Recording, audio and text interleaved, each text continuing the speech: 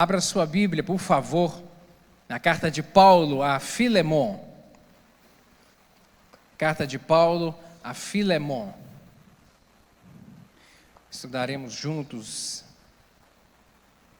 essa carta nessa manhã.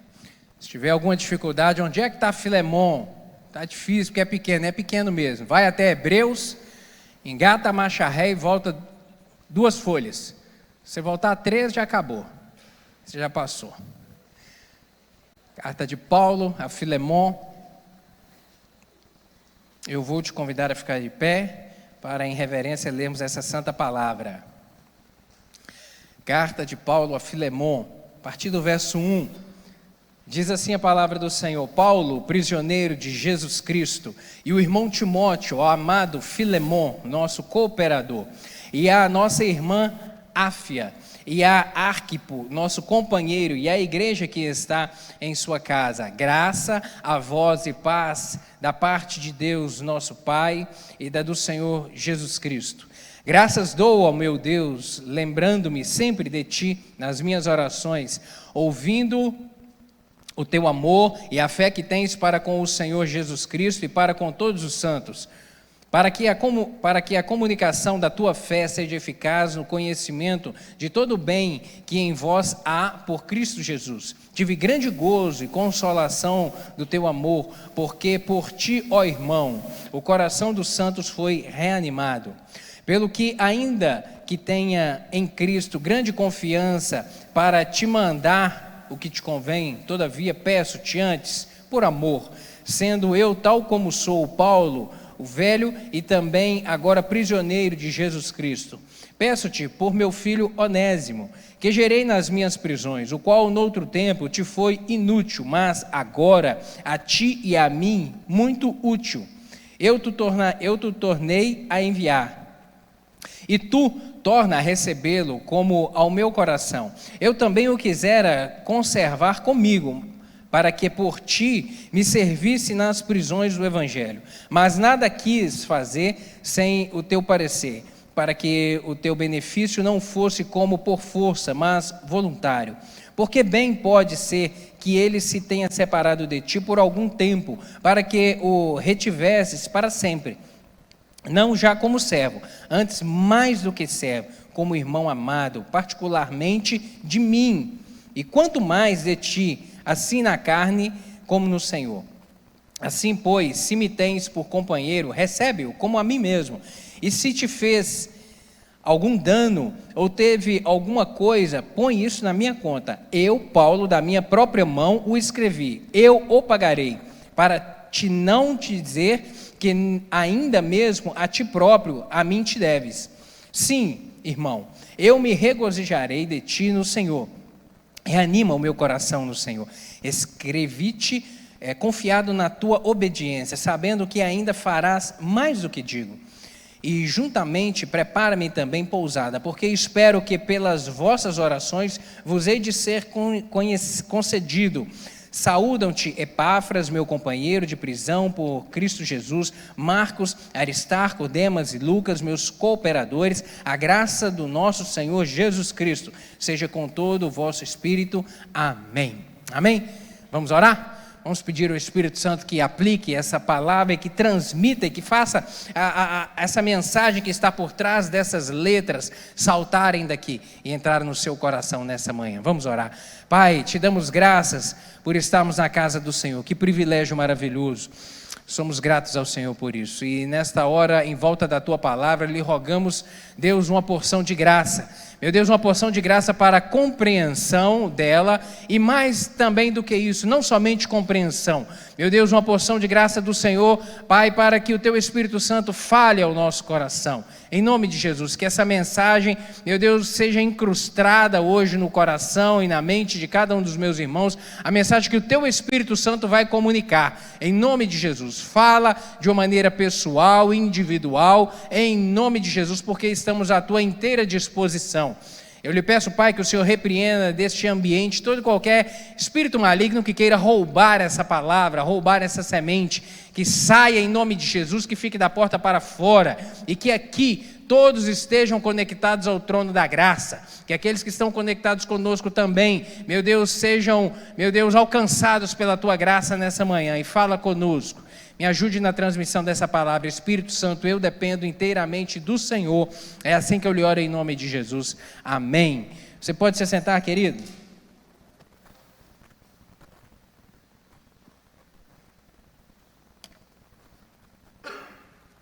Essa carta de Paulo a Filemon, ela é a mais breve de todas as que foram escritas pelo apóstolo. O apóstolo escreveu diversas cartas do Novo Testamento, 13 ao todo. E em todas elas, conteúdos teológicos, comunicação a respeito de coisas, mensagens específicas de coisas que precisavam de ser ajustadas em algumas das igrejas pelas quais ele havia passado e implantado. Paulo realizou 3 viagens missionárias a partir de Jerusalém, e por onde ele foi caminhando, a partir de Antioquia também, ele foi toda a região da Ásia ali, plantando igrejas. Chegava em um local, reunia pessoas, comunicava o evangelho de Cristo, as pessoas aceitavam Jesus, ele ficava ali por algum determinado tempo, e na hora que ele via que podia seguir viagem, ele deixava uma pessoa responsável por aquele grupo ali e seguia viagem.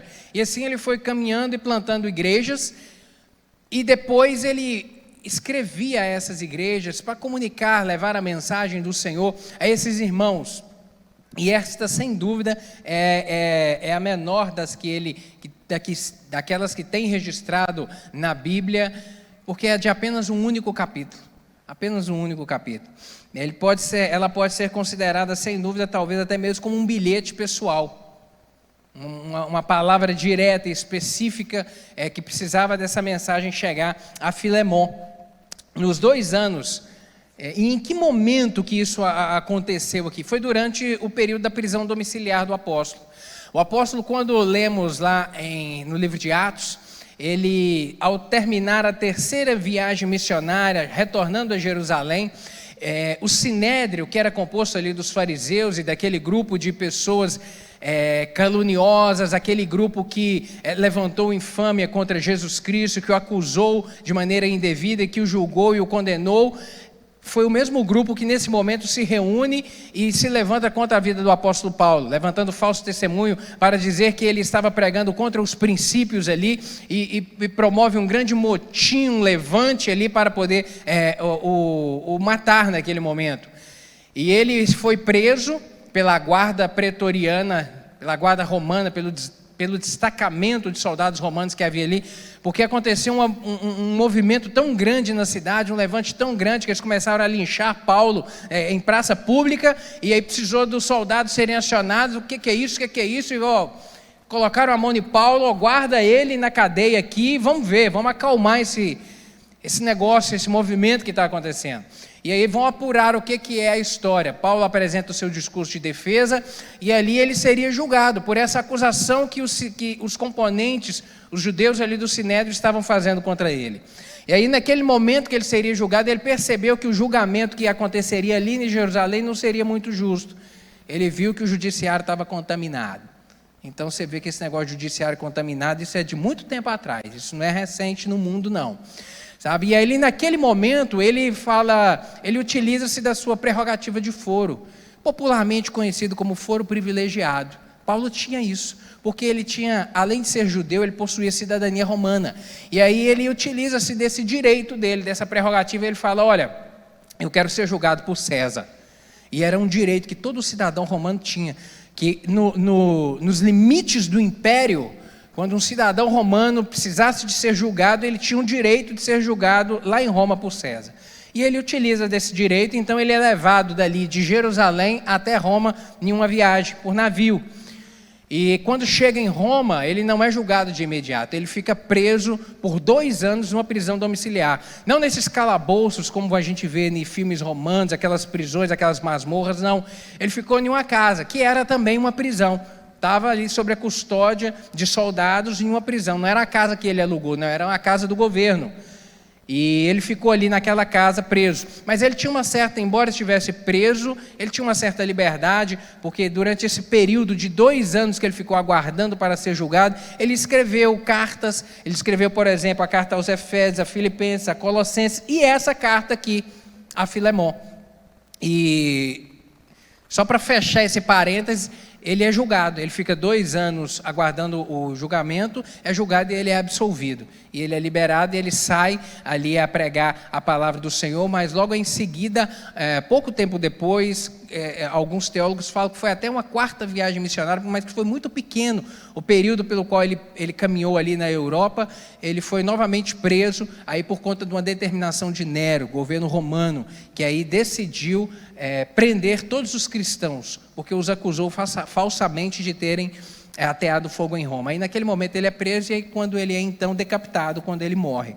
Mas nesse momento aqui, ele está em prisão domiciliar, permaneceu durante esses 2 anos escrevendo aqui aos irmãos. E Onésimo, quem era Onésimo? Onésimo era um escravo, e era um escravo fugitivo.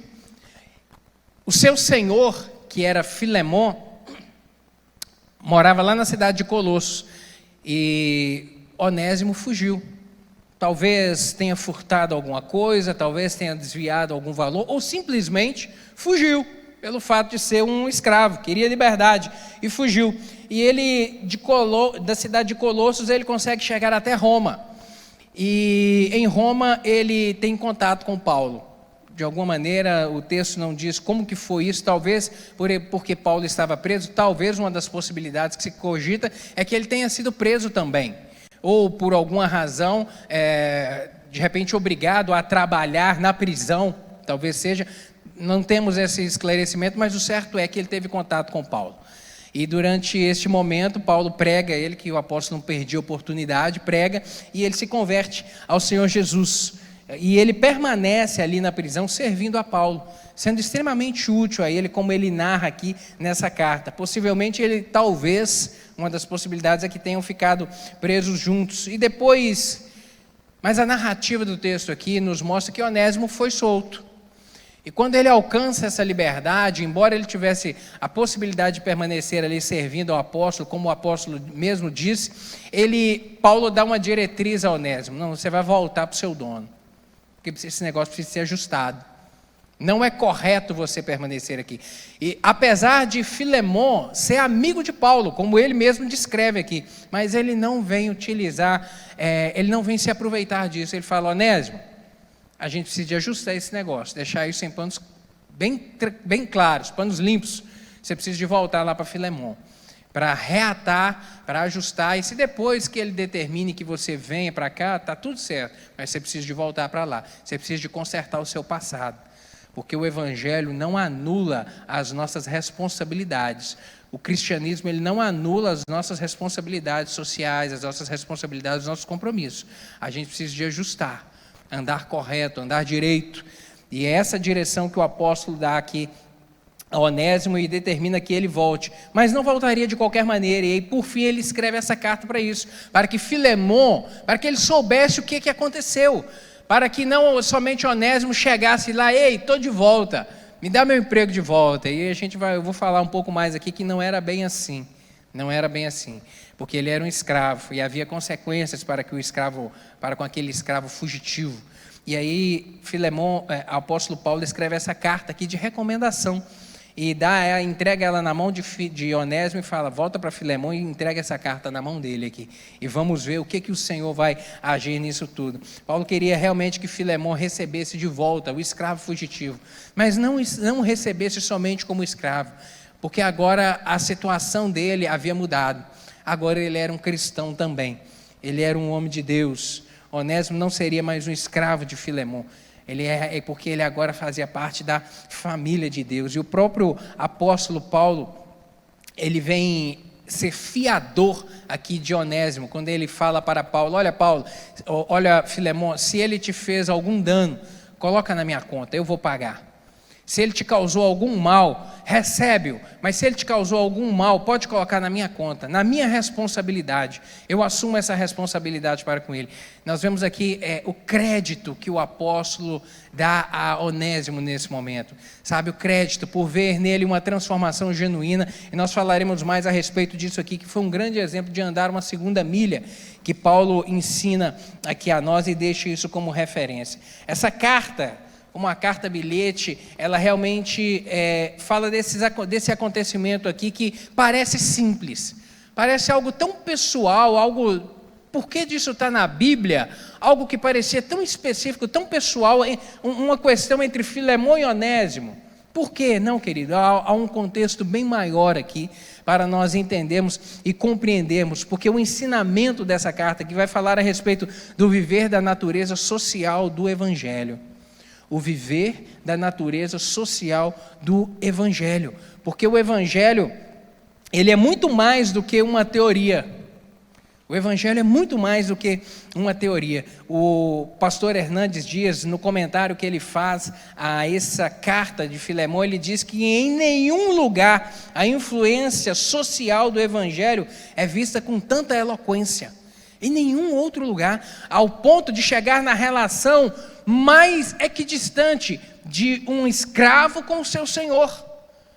A Bíblia, ela fala, ela aponta o cristianismo, ela apresenta o cristianismo sobre algo que toca ao nosso viver diário. O cristianismo, ele não é uma mera teoria. O cristianismo não é uma filosofia. O cristianismo é um estilo de vida. Você pode repetir isso? O cristianismo é um estilo de vida. Mais uma vez, o cristianismo é o quê? É um estilo de vida. O cristianismo é um estilo de vida. Porque o cristianismo não é algo que se aprende, não é uma mensagem que se recebe e apenas para a finalidade de conhecimento, apenas vai ser mais um conhecimento agregado, mais uma orientação de vida, mais um bom conselho para se viver. Não, o cristianismo não é isso. O cristianismo é um estilo de vida. Um estilo de vida, por quê? Ser cristão significa ser um imitador de Cristo. Um imitador de Cristo. Então, ser um imitador significa ser algo prático. Ser algo que eu levo comigo. Ser uma caminhada que eu prossigo e vou deixando marcas iguais às marcas de Cristo. Portanto, o cristianismo, ele não é uma teoria ou uma filosofia. Ele é um estilo de vida. Ele entra para a nossa vida, ele entra lá dentro da sua casa, ele toca o seu relacionamento com o seu marido, com a sua esposa, ele toca a criação dos seus filhos, ele ensina a você, filho, a forma como tratar os seus pais de maneira correta, ele alcança o seu trabalho, ele te dá orientação sobre como você relacionar com o funcionário, com o patrão, com os seus fornecedores, com as pessoas com quem você relaciona, ele toca todas as áreas da nossa vida. E aqui sobre o aspecto social, em inúmeras outras cartas nós vemos a orientação da Bíblia, do apóstolo, a respeito do cuidado, por exemplo, com os órfãos e viúvas, o cuidado com os necessitados. Lembra lá da carta aos Coríntios, quando ele vem dizer a respeito da ceia do Senhor, onde aqueles mais abastados se reuniam, comiam largamente, não se preocupavam com os irmãos de baixa renda da igreja, que estavam e que de repente nem participavam de maneira correta da ceia. E o apóstolo Paulo vem explicar, olha, não, somos todos iguais, nós somos irmãos, então é importante nós termos o cuidado com todos. O aspecto social, o cristianismo, ele é extremamente conectado com o aspecto social, por quê? Porque ele abrange todas as áreas da nossa vida. O cristianismo toca em todas as áreas da nossa vida, inclusive na área social, e essa carta vem falar a respeito disso, a respeito desse trato de propriedade, porque o escravo, ele era uma propriedade, ele não era um trabalhador, diferente de hoje, que o trabalhador tem seus direitos. Não, o escravo, ele tinha direito apenas de ser escravo. O único direito do escravo era de viver, e ainda assim o seu dono podia matá-lo a hora que quisesse, sem problema nenhum. Ele era um objeto, ele não tinha direito algum. E o Evangelho, o apóstolo Paulo vem tocar nesse assunto. E nós vamos ver aqui sobre essa questão da escravidão. O versículo 1 e 2 aqui vem dizer o seguinte: Paulo, prisioneiro de Cristo, E o irmão Timóteo, ao amado Filemon, também nosso colaborador, a irmã Áfia e Arquipo, nosso companheiro de lutas, e a igreja que está em sua carta. A carta, ela foi, portanto, endereçada a Filemon. Filemon era marido dessa dona aqui, a Áfia, e eles eram pais de Arquipo, que era o pastor da igreja de Colossos. Olha só para você ver que coisa, Paulo está escrevendo a liderança da igreja. Os irmãos, o evangelho havia entrado na vida de Filemon, eles eram servos do Senhor, e mais do que isso, estavam envolvidos na obra do Senhor. Eram eles que conduziam ali aquele grupo, aquela igreja local na cidade de Colossos. Essa família não apenas pertencia a Cristo, mas estava a serviço de Cristo, era gente de Deus. E muito embora essa pequena carta às vezes trate de um caráter pessoal, ela trata de um assunto que não era particular. Não era um assunto particular. Qual que era o assunto? A escravidão. Isso não era peculiar apenas ali da família de Filemon. Na verdade, era um contexto. A igreja estava inserida num contexto social no qual era muito comum se possuir escravos. Muito comum. A escravidão ela era parte integrante do primeiro século. Era parte integrante da sociedade naquele momento ali. No Império Romano, no primeiro século, acredita-se que havia cerca de 60 milhões de escravos. Era muita gente. Na Itália, por exemplo, para você ter uma ideia, 90% da população italiana era composta de escravos no primeiro século. Então a escravidão era algo enraizado no meio da sociedade, não era algo esporádico na família de um, no feudo de outro, não, era algo intrínseco na base da formação social daquele povo no primeiro século. E uma coisa é certa, querido, Cristo ele não veio ao mundo para capitanear uma revolução social. Esse não foi o objetivo de Jesus Cristo. Jesus Cristo ele veio ao mundo para quê? Para promover a nossa redenção, para conectar-nos a Deus novamente, para trazer o homem a um relacionamento com Deus. É para isso que Jesus Cristo veio ao mundo. Mas uma coisa é certa, e isso é inegável: o cristianismo ele desestabilizou a escravidão no primeiro século. Desestabilizou completamente. Foi o principal instrumento da sua erradicação, pois aqueles que se convertem a Cristo, eles agora passam a fazer parte da família de Deus. Agora, como que um escravo passa a fazer parte da família de Deus e se mantém nessa mesma situação, sendo maltratado, sendo desrespeitado, sendo indigno? Olha só como o evangelho entrou em um assunto extremamente delicado e importante de uma sociedade inteira, de um mundo inteiro do seu tempo. Olha só. E o evangelho realmente entrou e começou, nós veremos aqui a partir dessa carta, começou a transformar. O evangelho sendo objeto de transformação de uma sociedade. O evangelho ele sempre melhora, querido. O evangelho ele sempre melhora aonde ele chega. Sempre. A sociedade que o recebe, o povo que o recebe de bom grado, ele sempre melhora. O evangelho ele sempre eleva o nosso padrão de vida. O evangelho sempre eleva o nosso padrão de relacionamento, de tratamento de uns para com os outros. O evangelho sempre enobrece. Em nenhuma parte nós vemos do evangelho, da mensagem de Cristo dizer, não, essa daqui ela piorou a condição de alguém ou piorou a condição de um povo. Não, o evangelho sempre melhora, sempre eleva. Parece aqui que Paulo realmente desejava aproveitar essa oportunidade desse contexto aqui de fazer Onésimo voltar à casa de Filemon e escrever essa carta para tocar nesse assunto que era tão importante. A tônica dessa carta, sem dúvida, é o perdão. É o perdão. É o perdão com o qual Filemon deveria agora olhar para o seu escravo e tratá-lo dessa maneira. E tratá-lo agora de maneira diferente da forma como era anteriormente, porque a condição havia mudado. O apóstolo realmente ele vem se pronunciar aqui a respeito desse tema, da escravidão. Ele considera que em Jesus Cristo não há escravo, não há servo e não há livre, porque agora todos são iguais perante Cristo. Não há realmente diferença no corpo de Cristo. 1 Coríntios capítulo 12, verso 13, ele vem falar de uma forma bem específica e direta sobre isso. Ele diz, pois em um só Espírito, todos nós fomos batizados em um corpo, quer judeus, quer gregos, quer escravos, quer livres, e a todos nós foi dado a beber de um só Espírito. Ele vem dizer, olha, em Jesus Cristo não há diferença. Em Jesus Cristo não há diferença social, em Jesus Cristo não há diferença de classe, em Jesus Cristo não há diferença de cor, não há diferença de sexo, em Jesus Cristo todos nós somos iguais, em Jesus Cristo todos nós estamos nivelados.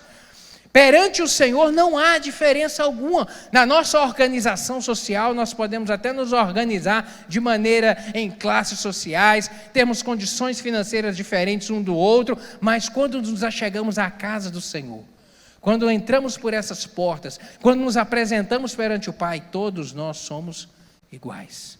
Ele nos olha com um olhar de amor, de maneira individual a cada um de nós, conhecendo a necessidade de cada um, a dor de cada um, o sonho de cada um, nos trata exatamente como iguais, porque Ele dispõe a nós o mesmo amor, a todos nós. Receber um escravo de volta e considerá-lo como igual na fé, era com certeza apenas uma das situações transformadoras ali da igreja nas relações sociais.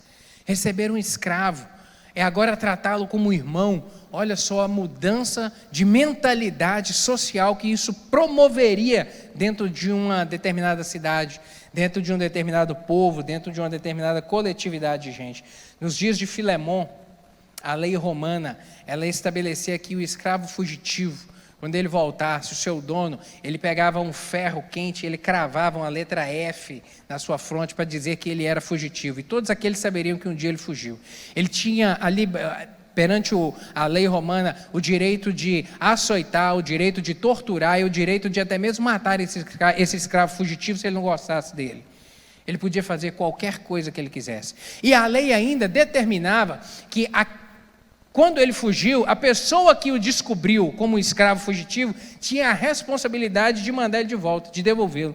E se por acaso desse guarida a ele, o protegesse, a lei estabelecia que aquele que o protegeu tinha a responsabilidade de indenizar todo o prejuízo que ele tinha causado. Então a lei era muito dura em relação a isso. Mas o apóstolo Paulo, como conhecedor da lei romana que ele era, porque era um cidadão romano e estudou as entranhas de toda a legislação romana, tinha um conhecimento extremamente amplo a respeito da cultura romana, ele sabia disso. E tanto é que ele vem nesse versículo dizer, olha, Filemon, recebe Onésimo, ele me foi muito útil aqui, e recebe-o. E se ele te causou algum dano, eu me comprometo a ressarcir você. Isso mostra que Paulo não era um neófito em relação à legislação. Ele sabia exatamente a respeito disso. Mas ele vem demonstrar aqui que além da lei civil do povo, havia uma outra lei, a lei do amor. E essa lei do amor é a que deve prevalecer nos nossos relacionamentos. Essa lei do amor, ela é muito mais abrangente, ela alcança o homem e ela faz o homem ter uma visão diferente da vida. Porque ela quando o homem tem um entendimento, seus olhos são abertos e ele consegue perceber a abrangência do amor de Deus para com a sua vida. Toda a lei civil e os direitos agora passam a ficar em segundo plano, porque como o próprio apóstolo vem dizer em outra carta, o amor de Deus, ele nos constrange. O amor de Deus nos constrange. O amor de Deus, ele nos constrange a ponto de nós não termos coragem de exercer um direito que a gente poderia exercer. Ele nos constrange. Eu teria direito de cobrar algo de alguém, mas eu entendo que eu fui perdoado por Deus e isso me dá uma gratidão tão grande no meu coração que agora eu coloco isso para fora e eu perdoo e eu passo por cima e eu supero as divergências, eu supero e nós vamos para frente porque o amor de Deus, ele causa essa transformação nas nossas vidas. E a lei da unidade, a lei do amor, essa que promove a unidade é a que deveria prevalecer. Gálatas capítulo 3, verso 28. O mesmo apóstolo vem dizer que não há judeu, nem grego, escravo, nem livre, nem homem, nem mulher, pois todos somos um em Cristo Jesus. Todos somos um em Cristo Jesus. Gálatas, abra aí por favor sua Bíblia. Não, perdão, Colossenses capítulo 3. Colossenses capítulo 3, verso 9.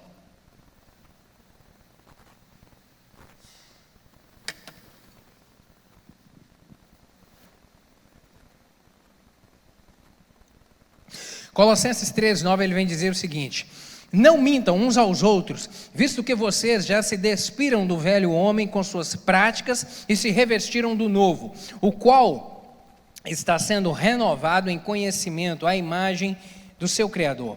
Nessa nova vida, já não há diferença entre grego e judeu, circunciso ou incircunciso, bárbaro, cita, escravo e livre, mas Cristo é tudo em todos. Portanto, como povo escolhido de Deus, santo e amado, revistam-se de profunda compaixão, bondade, humildade, mansidão e paciência. O apóstolo vem nos mostrar aqui que a partir do momento que entramos para a família de Deus, a partir do momento que recebemos Cristo e agora pertencemos a essa família, a esse corpo, somos todos iguais, não há diferença alguma entre nós. Eu costumo dizer que o Evangelho ele é extremamente inclusivo.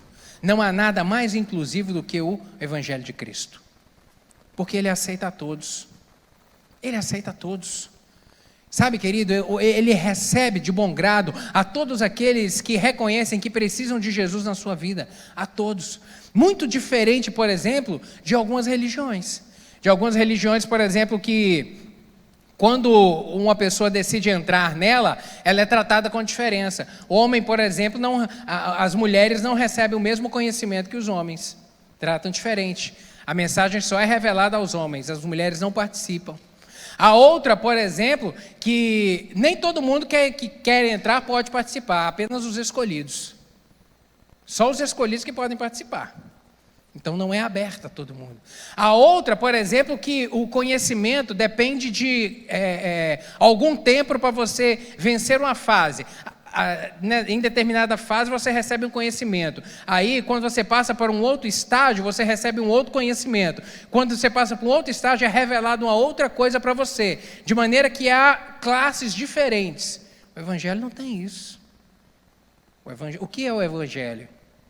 É a mensagem de Gênesis a Apocalipse que está aqui e está aí na sua mão. Todos temos acesso a ela. Ela é transparente. O Evangelho é extremamente transparente. Ele não trata ninguém de forma diferente. Ele é acessível a todos. A todos.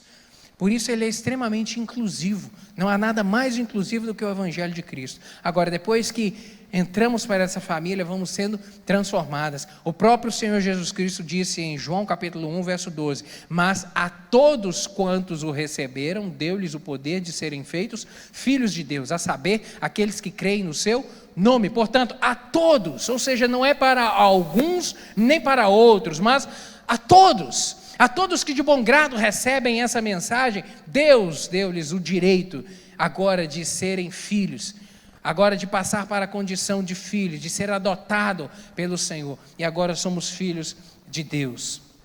Agora, o problema social aqui neste momento de Filemon poderia ser o mesmo que alcançava outras igrejas, e portanto era importante o apóstolo tocar nesse assunto aqui da escravidão, porque o pedido de Paulo a Filemon para que recebesse Onésimo de volta, ele perdoasse, ele era de início assim fascinante. Meu Deus, que coisa boa, liberar alguém, receber de volta, que bem é essa mensagem, tá? Assim, no papel é fácil, mas colocar em prática não era não. Colocar em prática e viver isso aqui não era, afinal o senhor de escravo ele podia puni-lo como quisesse, fazer daquele escravo que era o seu objeto o que ele quisesse, e era culturalmente assim que eles eram tratados, dessa maneira. E não era apenas Filemon que se encontrava ali em um dilema, mas também a igreja, sabe, que estava dando ali os seus primeiros passos, a igreja do Senhor que estava surgindo, que tentava descobrir a melhor forma de lidar com essa situação, sabe, de lidar com a situação dos escravos convertidos. Como lidar com isso? O escravo que não tinha nem onde dormir, pernoitava em qualquer lugar, agora ele vai ter o mesmo direito do seu dono, que é o crente. Como a igreja lidar com essa situação? Ser condescendente com Onésimo, sabe? Um escravo fugitivo, mesmo convertido à fé cristã, poderia levar outros escravos a tentarem se aproveitar disso. Como muitos, às vezes, entram para o evangelho como para tentar obter algum tipo de vantagem. Como muitos, a gente sabe disso. Até mesmo historicamente, no século nos primórdios ali dos primeiros séculos, teve um rei, um imperador, que ele se converteu, e ele converteu-se ao cristianismo, e toda a elite da sociedade, por querer agradar o rei, entrou para dentro da igreja. Isso foi um péssimo negócio, sabe? Por quê? Porque não entraram de coração, não entraram com a finalidade de realmente entender que precisavam de Deus. Entraram para poder tirar vantagem do rei que estava dentro da igreja, sabe? E isso foi péssimo para a igreja, porque ajudou a corromper toda a igreja dos primeiros séculos. Sabe, querido, o evangelho ele precisa de ser genuíno, uma transformação genuína. Então, ser condescendente com Onésimo poderia ser um problema. Mas, de outro lado, não considerar a nova condição daquele homem que agora era um irmão da fé, também poderia minar toda a mensagem do evangelho. Porque como subir no altar ou chegar à frente das pessoas e falar de um Deus de amor, de um Deus que ama a todos, que recebe a todos, mas que dá direito de um matar o outro, de um pisar no outro, de um, sabe, tratar o outro como uma coisa e não como um semelhante. Isso minaria por completo a mensagem do evangelho. Seria um grande tiro no pé. Então olha só para você ver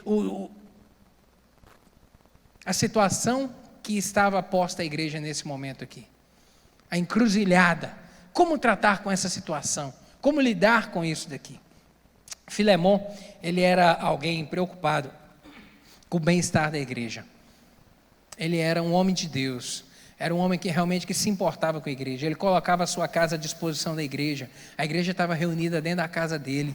Ele servia ao Senhor, ele influenciava os irmãos com um exemplo de amor. Nós vemos isso aqui nos versículos 5 e 6. Ele alegrava e encorajava o próprio apóstolo Paulo no ministério dele. Ele vem dizer isso no verso 7. Então olha só a importância desse homem de Deus.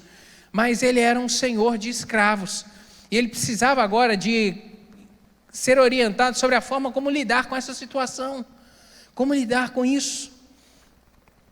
E nós vemos aqui o apóstolo Paulo agindo em nome do amor, com extremo amor.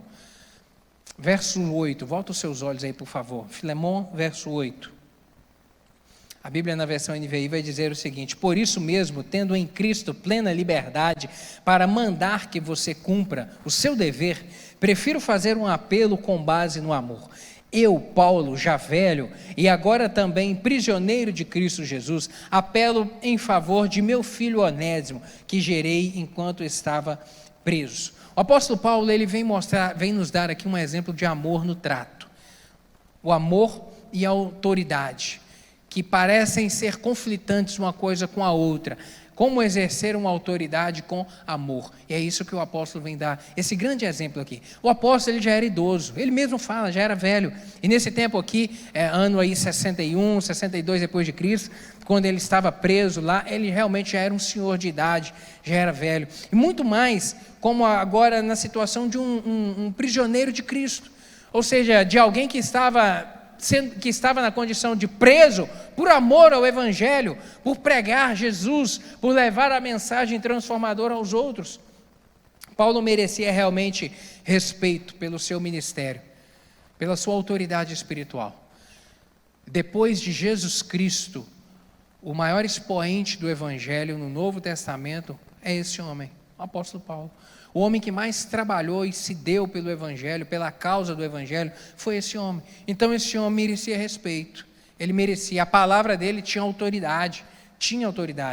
Contudo, ele preferiu aqui, ao se referir a Filemon, a levar a palavra a Filemon, ele preferiu não utilizar dessa prerrogativa de autoridade dele, mas se referir a ele com amor, como um trato. E é isso que ele vem dizer aqui. Devido à autoridade apostólica, ele poderia simplesmente ordenar, dizer: olha, Filemon, como autoridade espiritual, eu quero que você faça dessa maneira, ou eu determino que você receba Onésimo aí. Não, mas ele não vem falar, se referir a Filemão dessa maneira. Ele, no entanto, aqui ele não se deixou levar aí por esse desejo natural de exercício da autoridade, de dar ordens, mas ele preferiu persuadir Filemão em amor, que é a melhor forma de tratarmos uns aos outros. Persuadir em amor. Persuadir em amor. Sabe, às vezes, em determinadas ocasiões, nós temos o direito de exercer as nossas prerrogativas, mas quando você for exercer as suas prerrogativas, os seus direitos, exerça-os sempre em amor, independente com quem seja. O seu direito em relação ao seu filho, corrija com amor. O seu direito em relação aos seus pais, que têm responsabilidade em relação a você, trate com amor. O seu direito em relação à sua esposa, trate com amor. O seu direito em relação ao seu marido, que a senhora tem direito em relação ao seu marido, trate com amor. Trate com amor os seus funcionários, trate com amor as pessoas, trate com amor. Essa é a melhor, essa é a régua com que temos que tratar uns aos outros. E o apóstolo vem dar esse grande exemplo aqui. Ele, como líder da igreja naquele momento, como a maior autoridade espiritual daquele momento, ele vem tratar a sua ovelha com amor, com cuidado, com zelo. Na epístola aqui a Filemão, Paulo nos mostra como o amor age no coração das pessoas, como o amor ele é transformador. No versículo 4 aqui, ele vem demonstrar que o amor é grato pelo bem dos outros, que ele procura o bem dos outros, no versículo 10, no versículo 12, que ele trata honestamente os outros, no versículo 18, ele leva os fardos uns dos outros, e no versículo 21, que ele crê na transformação. O amor, ele crê na transformação. Com amor a gente não desiste, com amor a gente caminha uma segunda milha, com amor a gente persevera, com amor a gente estende a mão, com amor a gente acredita no poder do Senhor para transformar todas as situações. E Paulo, ele vem demonstrar aqui um amor em ação. Como eu disse inicialmente, o Evangelho ele não é algo apenas teórico. E o amor pelo qual a palavra do Senhor diz que nós devemos ter em relação uns aos outros, não é algo apenas cognitivo, de conhecimento, é algo prático. E o apóstolo vem colocar aqui o amor em ação no seu trato aqui. Para Filemão receber, é isso que ele vem dizer, para Filemão receber o escravo fugitivo e tratá-lo como um irmão, o quê? Como um irmão amado. Era essa a maneira.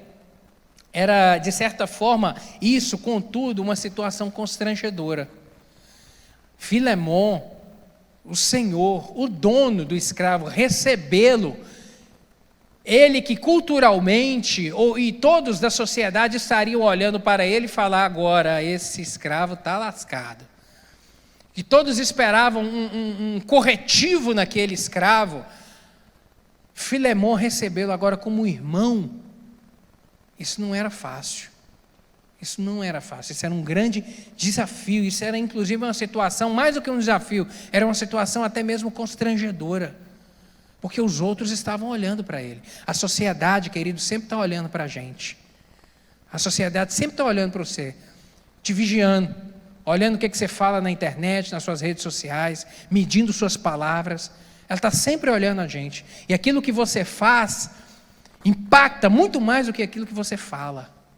A forma como você trata vai causar uma transformação muito maior do que as suas palavras.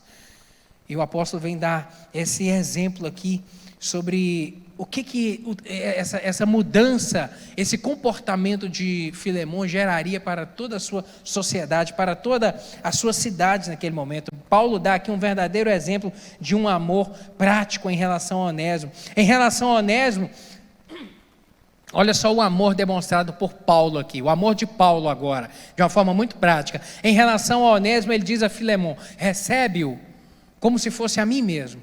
Olha Paulo colocando a mão no fogo por Onésimo. Ele coloca a mão no fogo. Ele fala, não, Filemão, recebe-o como se você estivesse me recebendo. Porque nós somos amigos. Olha as palavras de amor com que o apóstolo vem tratar aqui. E em relação a Filemão, ele vem também, Paulo, colocar o amor em prática, quando ele diz que se algum dano ele te fez, se ele te deve alguma coisa, coloque isso na minha conta. Ou seja, Paulo aqui, ele não estava pedindo que Filemão esquecesse o prejuízo.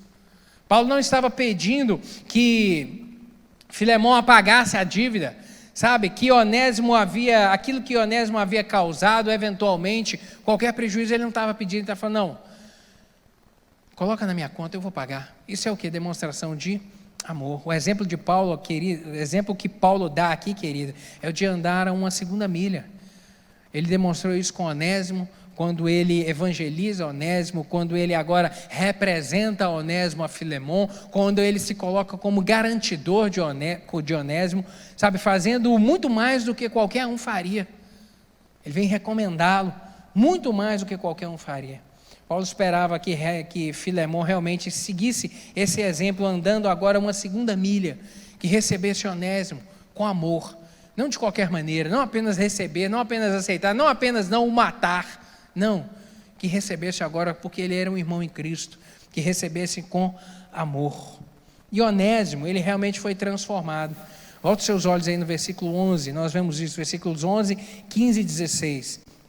A Bíblia na versão NVI diz assim, ele, referindo-se a Onésimo, antes lhe era inútil, mas agora é útil, tanto para você quanto para mim. Talvez ele tenha sido separado de você por algum tempo, para que você o tivesse de volta para sempre. Não mais como escravo, mas acima de escravo, como irmão amado. Para mim ele é um irmão muito amado, e ainda mais para você, tanto como pessoa, tanto como cristão. Ou seja, agora ele é alguém de Deus. Agora Onésimo foi transformado. Sabe, o nome grego Onésimo, ele significa útil. Útil. E útil era o que todo escravo deveria ser. O escravo tinha que ser útil. Um escravo inútil matava. Não tinha utilidade, matava. Ia ser só mais uma boca para comer. Ia dar prejuízo. O escravo ele tinha que ser útil. Então era muito comum esse nome, Onésimo, aos escravos, porque ele tinha que ser útil. E esse era o significado do nome. E o apóstolo aqui ele vem fazer um trocadilho. Olha, antes ele era inútil, mas agora ele é muito útil. Ele pode ter sido inútil para você, mas agora ele é muito útil a mim. E ele vai ser útil também a você. E ele também vai ser útil não somente a você, mas vai ser útil ao corpo de Cristo, à igreja de Cristo, em razão do testemunho que agora ele vai dar. Paulo ele utiliza esse trocadilho para poder trazer esse ensinamento. Onésimo havia sido infiel ao seu Senhor, mas foi transformado pelo Evangelho. Agora ele era uma nova criatura. Agora ele vivia diferente. 2 Coríntios capítulo 5, verso 17, o apóstolo vem dizer a respeito disso, dessa transformação, desse novo status. Ele diz que assim que se alguém está em Cristo, nova criatura é. As coisas velhas passaram, agora tudo é novo.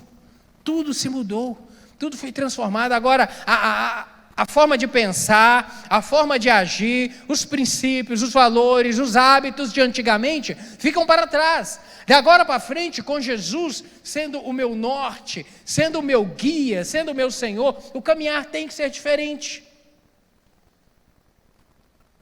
Romanos capítulo 12, verso 2, o apóstolo vem dizer a respeito dessa transformação. Ele vem dizer que é necessário transformar a mente. Portanto, transformai-vos a mente para que experimenteis qual seja a boa, agradável e perfeita vontade de Deus. Então, essa transformação de mente significa o quê? Transformar a maneira de pensar, transformar a mentalidade. Pensava de um jeito, agora pensa de outra maneira. Isso é a transformação. Agora é uma nova pessoa. Onésimo traria grande utilidade agora, grande utilidade ao próprio Filemão, mas utilidade também ao reino do Senhor, sendo um homem de Deus. A verdadeira utilidade do crente, querido, no Senhor Jesus, está em sua vida transformada pelo Espírito Santo, que é sendo capaz agora de influenciar os outros através do seu testemunho. Essa é a grande maneira, é a verdadeira utilidade. Sabe, pastor, como crente, o que eu posso fazer para servir ao Senhor? Sabe, servir no reino. Todos nós temos essa responsabilidade de cooperação, todos nós devemos ser cooperadores, mas de repente você pensa, não, mas eu não tenho habilidade nenhuma. Não, habilidade você tem, alguma coisa dá para você fazer no reino, mas a sua utilidade maior é você ser um verdadeiro cristão. A sua maior cooperação para o reino do Senhor é ser um verdadeiro cristão. Aonde você estiver, dentro da sua casa, ser uma mulher de Deus. Dentro da sua família, ser um homem de Deus. Quando você pisar os pés no seu trabalho, que as pessoas olhem para você e falem, tem um crente ali. Ele é de Deus, a palavra dele é de Deus, o jeito que ela age, ela é de Deus. Quando você chega na sua sala de aula, os outros falam, não, a gente não vai fazer essa piada e nós não vamos fazer esse convite porque ele não vai aceitar. Ele é crente, ela é crente, ele não vai caminhar com a gente porque ela é crente. E que bom que a gente é crente. E a forma como a gente deve ser conhecido é assim, eu sou um crente mesmo, sou um crente mesmo. O meu estilo de vida é diferente, não porque eu sou melhor do que você, não, porque a marca que eu levo em mim é a do meu Deus. E é assim, essa é a melhor forma de nós sermos úteis na obra do Senhor. Ser crente onde a gente está. Na sua rede social você é crente? Eu não estou falando sobre escrever versículo todo dia, não. Os comentários que você faz, as coisas que você fala, até mesmo as fotos e vídeos que você posta, você é crente? Você mostra que você é crente? Ou tem sido coisa que desonra o nome do Senhor? Sabe, querida, como eu disse, as pessoas te veem. As pessoas te veem, as pessoas estão com os olhos em nós, até mesmo em coisas que a gente nem dá conta, nem percebe, mas as pessoas estão olhando. A forma que você está lá no seu trabalho, os negócios que você faz, onde você entra, com quem você relaciona, queridas, as pessoas estão olhando, e vendo em você um exemplo de alguém que é crente ou que não é crente. Paulo procura mostrar aqui a Filemão que cada um tem em Jesus uma utilidade para servir na obra do Senhor, uma utilidade. Para a gente caminhar para o fim aqui, as principais ênfases dessa carta aqui.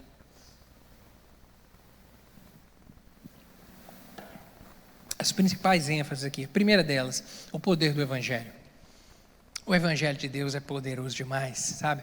O Evangelho, ele rompe todas as barreiras, ele quebra todos os preconceitos, ele alcança todas as classes sociais. O Evangelho é para todos, o Evangelho não tem limite, não há barreira, não há lugar onde fala, não, aqui não cabe o Evangelho, não, querido. O Evangelho, ele entra em qualquer lugar e ele causa transformação. Jesus veio ao mundo para derrubar a parede da separação, e durante a caminhada, os 3 anos que ele caminhou por essa terra aqui, nós vemos durante o seu ministério, nós vemos ele sendo exemplo disso. Jesus tocou em leprosos, aqueles que eram proibidos de serem tocados. Ele conversou com mulheres que não eram nem contadas como gente. Ele abençoou crianças, ele recebeu publicanos e pecadores. Ele abriu a porta do céu, até a porta do reino, até mesmo para as prostitutas. Ele estendeu a graça aos odiados samaritanos que os judeus detestavam. Ele estendeu a graça, ele trouxe esperança aos gentios, aqueles que não tinham esperança nenhuma, porque os judeus se consideravam a raça supra-sumo, os judeus se consideravam melhor do que os outros, mas Jesus Cristo vem abrir a porta da esperança aos gentios, para dizer que a mensagem é para todos. João, capítulo 1, verso 12, mas a todos, Jesus disse, mas aos judeus que o receberem, deu-lhes o poder, não, mas a todos. O Evangelho é inclusivo, o Evangelho é para todos os que recebem se tornam filhos de Deus. Uma segunda ênfase aqui dessa carta é a igualdade do Evangelho. Na família de Deus, o Senhor dos escravos, ele não é melhor do que o escravo. Na família de Deus, todos nós somos iguais. O reino de Deus, no reino, todos somos iguais. O Evangelho de Cristo não apenas torna as pessoas iguais, e aqui pega isso. O Evangelho de Cristo, ele não torna apenas as pessoas iguais, mas ele aproxima as pessoas. O Evangelho não só nos torna iguais, mas ele aproxima. O Evangelho transforma os corações, a circunstância, e aproxima aqueles que as leis humanas tratam de maneira diferente. O Evangelho, ele aproxima. Quando chegamos aqui, quando nos reunimos como corpo de Cristo, não importa, todos nós somos perante Deus iguais, mas ele também promove o que é essa união, esse amor transbordante de um para com o outro, na forma de cuidar do meu irmão, de se importar com o meu irmão. O Evangelho, ele aproxima pessoas, ele aproxima. Um outro ensinamento prático dessa carta aqui é a graça do Evangelho. Não há caso irrecuperável para Deus. Você pode dizer amém? Não há caso irrecuperável para Deus. A graça do Senhor, ela é muito maior do que o nosso pecado, querido. Muito maior. Onésimo, olha só, ele roubou, ele fugiu, ele se escondeu, ele foi capturado, ele foi encarcerado, ele foi preso. Sabe, quando ele pensou que havia chegado no fim, que a sua vida ali estava destinada ao fim, como preso, agora ele voltaria à condição de um escravo preso. O fugitivo era de voltar e possivelmente ser morto. Quando ele viu que a vida estava no fim, o Evangelho de Deus o alcançou e transformou toda a história dele. Olha só, o poder do Evangelho, sabe? A graça do Senhor, a graça do Evangelho, ela é superabundante. Lutero, ele disse de uma maneira muito acertada que todos nós somos onésimos. Lutero afirmou isso, todos nós somos onésimos, todos nós, isso é verdade, porque todos nós éramos escravos do pecado, todos nós estávamos algemados ao pecado, amarrados, todos nós andávamos errantes, longe, sem direção da vida. Se hoje você tem uma direção, se hoje você olha para frente e tem esperança em relação ao amanhã, isso é graça do Evangelho. Isso foi porque o Evangelho entrou na sua vida, porque antes do Evangelho, aqueles que se converteram após adultos aqui sabem disso. A vida era sem esperança, a vida era sem direção, a vida era sem rumo, olhava para frente, mas não tinha futuro, não tinha. Agora com Cristo a gente tem segurança, a gente tem paz. Todos nós estávamos perdidos, mas fomos achados. Nada somos, nada temos, e nada somos merecedores, mas essa graça abundante, ela alcança as nossas vidas e ela nos torna filhos do Rei, filhos de Deus, nos dá a segurança de que somos amados, somos filhos adotados do Senhor. Um outro ensinamento prático dessa carta aqui é que é a respeito do perdão do Evangelho. Todos aqueles que foram perdoados, eles devem perdoar. Se você foi perdoado por Deus, seus pecados foram perdoados, você também tem que perdoar. Nós não podemos jamais negar o perdão a alguém. Inclusive, o Senhor Jesus Cristo vem ensinar lá em Mateus que se você recusar a perdoar alguém, a sua oração nem é ouvida por Deus. A sua oração vai ser impedida. Não temos o direito de negar o perdão. O perdão, ele é pleno, ele tem que fluir de forma plena. E um último ensinamento aqui é a vitória do Evangelho. O pecado, ele afasta, o Evangelho aproxima. O pecado, ele destrói relacionamentos. O Evangelho, ele reconcilia. O pecado, ele traz prejuízo. O Evangelho, ele faz restituição. O pecado, ele torna as pessoas prisioneiras. O Evangelho as torna livres. E conhecereis a verdade, e a verdade vos libertará. A verdade vai libertar de quê? Vai libertar dessa escravidão que é o pecado. Vai libertar dessa escravidão onde a Bíblia vem dizer que um abismo chama outro abismo. Um buraco vai chamando o outro buraco. Querido, longe de Deus, sem Deus, a sociedade ela só caminha de mal a pior. O homem sem Deus, ele só vai cavando um buraco atrás do outro na sua vida. Não tem limites, não tem limites. Mas quando o Evangelho entra no coração, os olhos são abertos, e agora a gente passa a olhar a vida sobre uma outra ótica, sobre a ótica de Deus. E a ótica de Deus é a ótica da esperança, é a ótica da prosperidade, é a ótica da bênção, é a ótica da paz, é a ótica do amor, é a ótica de restauração, é a ótica de construir de maneira certa. Essa é a ótica de Deus. É preciso crer em Cristo, que em Cristo todas as situações podem ser mudadas, e tudo aquilo que às vezes parece até inútil, agora é útil.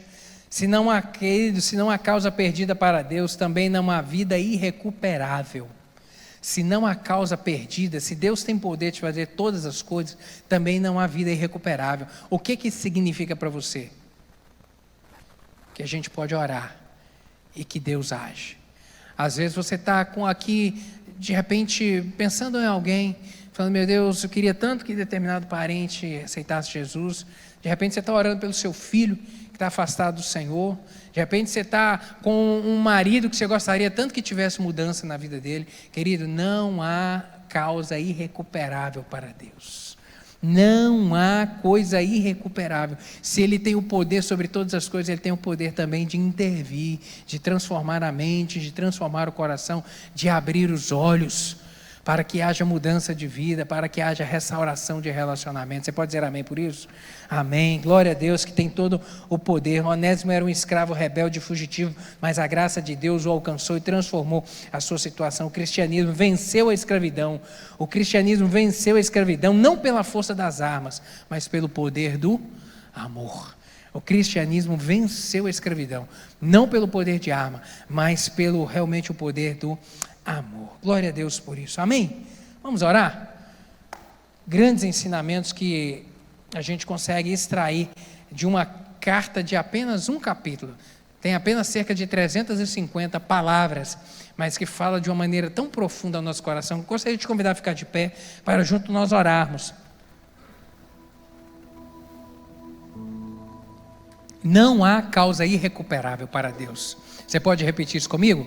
Não há causa irrecuperável para Deus. Eu não sei se nessa manhã tem coisas aqui que precisam ser recuperadas na sua vida.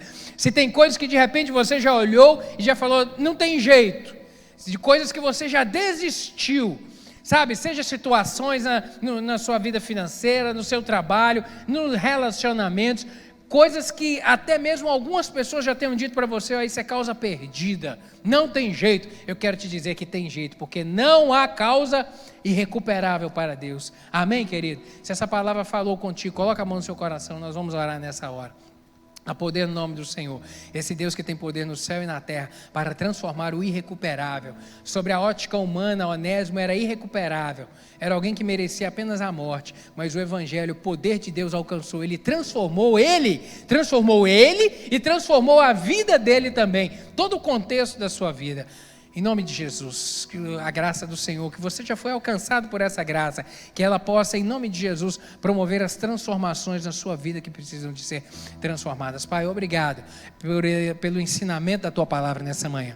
Obrigado por tudo que ela comunicou ao nosso coração. Eu lhe peço, Pai, que essa palavra fique incrustada aqui na mente e no coração dos meus irmãos. Pai, mais do que isso, eu lhe peço que ela promova mudança, transformação. O Espírito Santo haja de uma maneira profunda. Meu Deus, entra na causa de cada um aqui, entra na casa de cada um, promove, meu Deus, assim como o Senhor fez na vida de Onésimo, as transformações no interior, mas também as transformações no exterior, que alcance, meu Deus, que aquilo que, ó Deus, precisa de ser recuperado, meu Deus, não há causa perdida para o Senhor, há poder no nome do Senhor para entrar com salvação na vida daquele que está perdido, há poder no nome do Senhor para recuperar aquele que está, meu Deus, numa vida desgraçada, afastada, meu Deus, há poder no nome do Senhor para restaurar esse casamento, há poder no nome do Senhor para reconstruir, meu Deus, a vida financeira dessa pessoa que está destruída. Não há causa irrecuperável para o Senhor, e glória a Deus por isso. Completa essa palavra, Pai, eu lhe peço no coração de cada um dos meus irmãos assim, aqui, é o que eu lhe oro em nome de Jesus, amém e amém.